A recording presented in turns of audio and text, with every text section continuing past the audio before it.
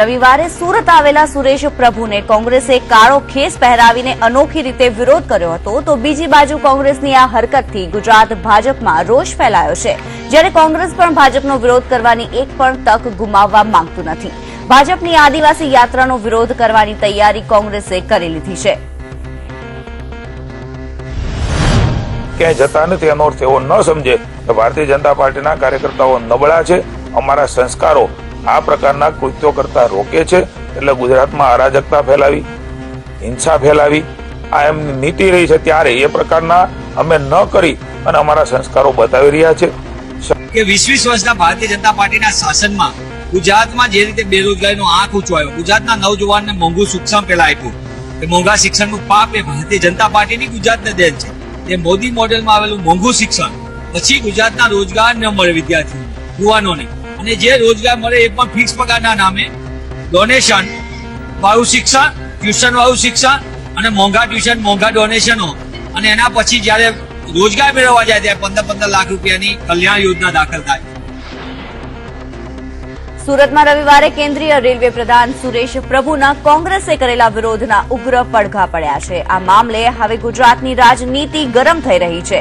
કોંગ્રેસ અને ભાજપ આ મુદ્દે આમને સામને આવી ગયા છે. શાબ્દિક બાણની રાજનીતિ હવે ગંદી રાજનીતિમાં પરિવર્તિત થઈ ગઈ છે, ત્યારે ભાજપે પણ આ પ્રકારની રાજનીતિ ન કરવા કોંગ્રેસને ચીમકી ઉચ્ચારી છે. બીજી તરફ કોંગ્રેસે પણ ભાજપ પર વળતો પ્રહાર કર્યો છે. ઉલ્લેખનીય છે કે રેલવે પ્રભુના વિરોધના પગલે કોંગ્રેસના 20 કાર્યકરોની પણ અટકાયત કરાઈ હતી.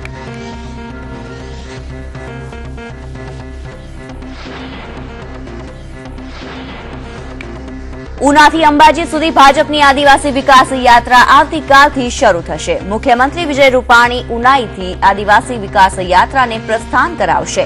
આદિવાસી વિકાસ યાત્રા 15 જિલ્લાના 50 તાલુકાઓમાંથી પસાર થશે. યાત્રા દરમિયાન ભાજપ 200 જેટલી નાની મોટી સભાઓને પણ સંબોધન કરશે. રાજ્ય સરકારની યોજનાઓને લોકો સુધી પહોંચાડવા માટે ખાસ વિકાસ યાત્રાનું આયોજન કરાયું છે.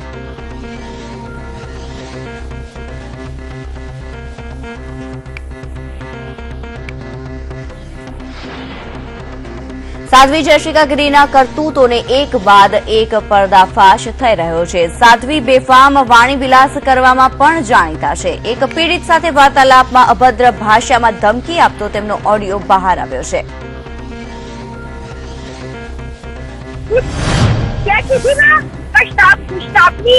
શીખવાડવાની જરૂર નહીં. મેં તમને શું કીધું માતાજી, કીધું આપણે આપણો વ્યવહાર હે, આપણા પર ફેમિલી અને તમે જેટલાય તારામાં પૂછું, જેટલાય પાવર ભર્યો ને પાવર હું તારો કાઢું, મને તારામાં પાવર ભર્યો. મારો કોઈ પાવર નહીં. તમે કાલ તો મળશો કે હું તમને તો મળવા આવું કાલ. મારો મળી પૈસાનો તાર પૈસાનો.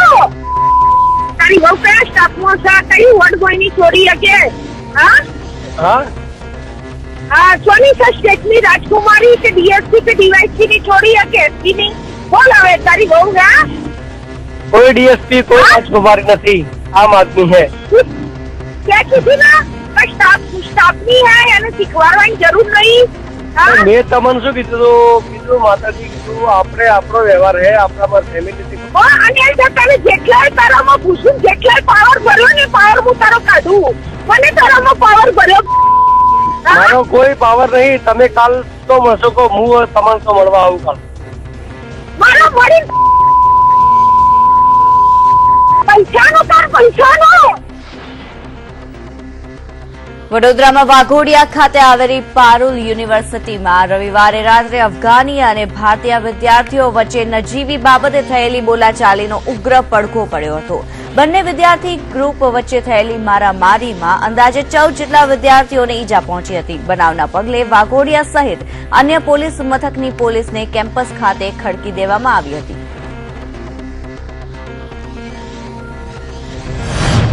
ये 3 साल से हमेशा ऐसा हो रहा है, मतलब कुछ ना कुछ हमारे कंट्री को बोल रहे हैं, लेकिन हम लोग कुछ नहीं कर रहे क्योंकि बाहर से आए तो हम लोग कुछ ज्यादा नहीं करते थे सर, मतलब सॉरी बोल के. तो इस बार भी हम लोग बोले बस सॉरी बोल दो, तो हम लोग सब ग्रुप में गए कि सॉरी बोल दो बस हो जाएगा, लेकिन उन्होंने पत्थर और ईट लकड़ी फेंकना चालू कर दिया. हमारे कम से कम 100-150 थे और बाकी सब हॉस्टल में ऊपर खड़े थे.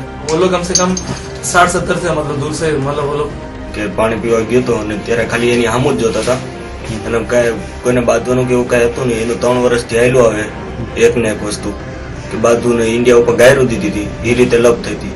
ખોટું કાંઈ હતું નહીં. 15 જણા છે, એક આઈસીયુમાં છે.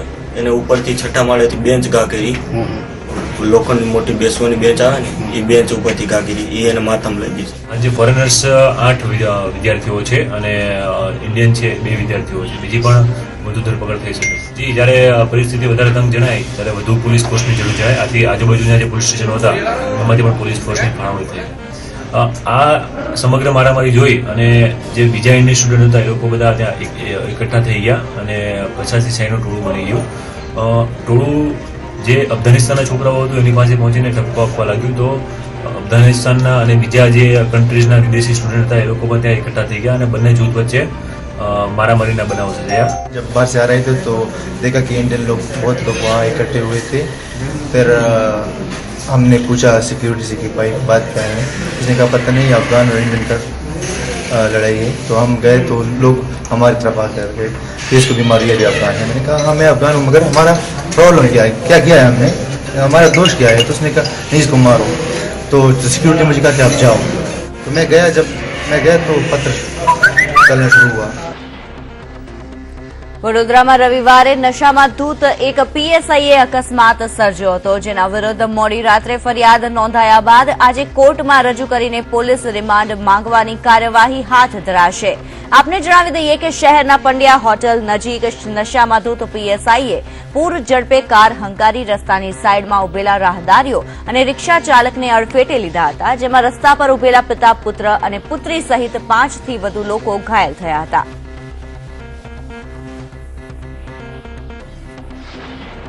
ફરી એકવાર સંદેશ ન્યૂઝના અહેવાલની અસર જોવા મળી રહી છે। વડોદરાના દિવ્યાંગ રાઇફલ શૂટર ઇલિયાસની પરિસ્થિતિ અંગે સંદેશ ન્યૂઝે અહેવાલ રજૂ કર્યા બાદ મેયર તેની મદદ માટે આગળ આવ્યા છે। શૂટરને વર્લ્ડ કપમાં જવા માટે મદદની પણ તેમણે ખાતરી આપી છે। રાજ્ય સરકાર, કોર્પોરેશન અથવા તો ખાનગી સંસ્થા દ્વારા મદદ કરવામાં આવશે તેમ પણ કોર્પોરેટરે જણાવ્યું છે। આથી દિવ્યાંગ રાઇફલ શૂટર ઇલિયાસે સંદેશ ન્યૂઝનો આભાર માન્યો છે।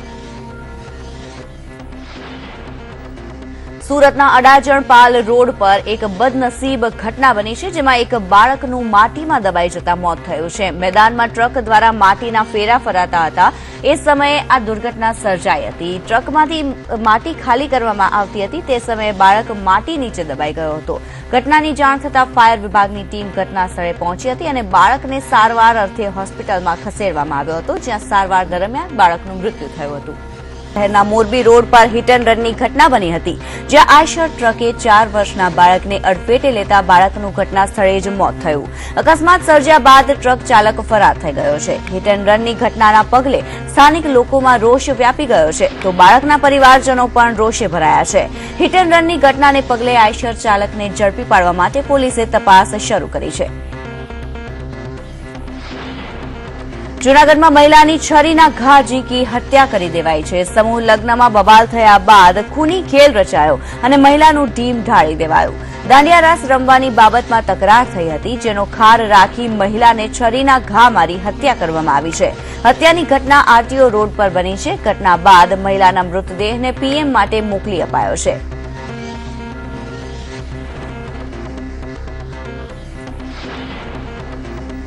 મહીસાગર જિલ્લામાંથી એક એવા શખ્સની પોલીસે ધરપકડ કરી છે કે જે ડીજીની ઓળખ આપી લોકો સાથે છેતરપિંડી કરતો। નકલી ડીજીના સ્વાંગમાં લોકો સાથે ઠગાઈ કરી લાખો રૂપિયાનું ઉઘરાણું અને લૂંટ પણ ચલાવતો હતો।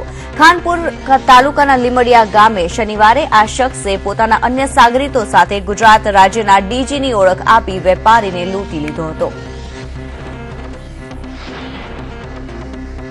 સુરતમાં મકાનની ગેલેરી ધરાશાયી થતા 4 થી વધુ લોકો ઇજાગ્રસ્ત થયા છે। મકાનની ગેલેરી ધરાશાયી થવાની ઘટના શહેરના વેડ રોડ પર બની હતી। વર્ષો જૂના મકાનની ગેલેરી એકાએક ધરાશાયી થતા દુર્ઘટના સર્જાઈ હતી। ઘટનાની જાણ થતાં ફાયર વિભાગ ઘટના સ્થળે પહોંચી રાહત અને બચાવ કાર્ય શરૂ કર્યું હતું। ઘટનામાં ઇજાગ્રસ્ત થયેલા લોકોને સારવાર અર્થે હોસ્પિટલમાં દાખલ કરાયા છે।